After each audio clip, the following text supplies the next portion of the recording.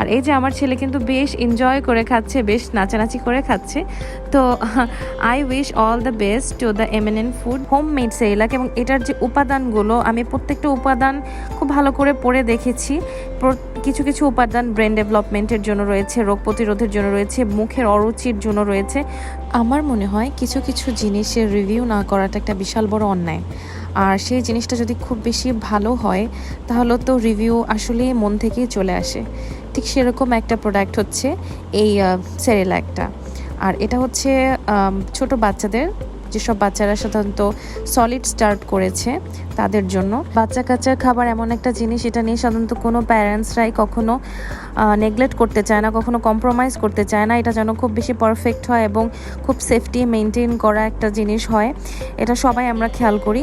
আর এমএনএন food এমন একটা জিনিস বের করেছে সেরেলাক আর কি, হোমমেড সেরেলাক। এবং এটার যে উপাদানগুলো আমি প্রত্যেকটা উপাদান খুব ভালো করে পড়ে দেখেছি। কিছু কিছু উপাদান ব্রেন ডেভেলপমেন্টের জন্য রয়েছে, রোগ প্রতিরোধের জন্য রয়েছে, মুখের অরুচির জন্য রয়েছে। তো আমার কাছে এটা খুবই কোয়ালিটিফুল লেগেছে।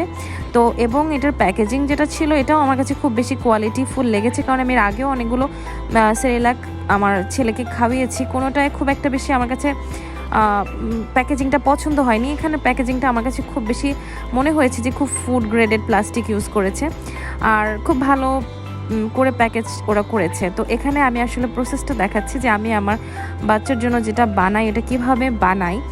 আর এখানে আমি হচ্ছে একটা প্যানে দুধ নিয়েছি, এটা পানি দিয়েও বানানো যায়, এখানে প্রসেসটা লেখা আছে। তো এখানে দুধটা একটু জাল করে আমি এর মধ্যে দিয়ে দিয়েছি সেরেলাকটা বেশ ঠিক। প্রথমে একটু মনে হয় যেন পাতলা, বাট যখন এটাকে আমি খুব ভালো করে নেড়েছি তো আমার কাছে মনে হয়েছে বেশ ঠিক হয়ে আসে যখন এটা খুব ভালো করে জাল করেছি। আর এখানে আখরোট ইউজ করেছে, বাদামের গুঁড়ো ইউজ করেছে। আখরোট কিন্তু ভীষণ ব্রেন ডেভেলপমেন্টে সহায়ক একটা জিনিস, আর এর সাথে রয়েছে ভিটামিন বিও। এগুলো কিন্তু বাচ্চাদের রোগ প্রতিরোধ ক্ষমতা, ইমিউন সিস্টেম ডেভেলপমেন্ট, মুখের অরুচির জন্য অনেক বেশি কার্যকরী। আর এখানে আমি যেহেতু আমার বাচ্চাকে এখন পর্যন্ত সুগার ইন্ট্রোডিউস করাইনি, তো আমি খেজুর দিয়েছি সুইটনিংয়ের জন্য।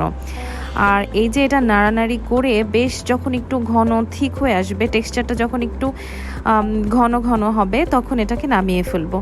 এবং এটা যে শুধু ছোট বাচ্চাদের জন্য তা কিন্তু নয়, এটা বেশ বড় বাচ্চারাও কিন্তু খেতে পারবে সুজি হিসাবে। আর এই যে আমার রান্না হয়ে গেল, আর এটা কালারটা একটু স্লাইটলি চেঞ্জ হয়েছে দেওয়ার পরে। আর এই যে আমি দেখাচ্ছি টেক্সচারটা কিন্তু বেশ সুন্দর, পিউরে টাইপের, যেরকম আমরা ফ্রুট পিউরে করি ঠিক সেরকম। আমার ছেলেরা কিন্তু দারুণ মজা করে এটা খায়, এবং এটা আমিও 2-3 বার ট্রাই করেছি, আমার কাছে কিন্তু দারুণ লেগেছে। আর আমি এটাকে খুব বেশি রেকমেন্ড করি, কারণ বাচ্চারা এটাতে খুব হ্যাপি থাকে।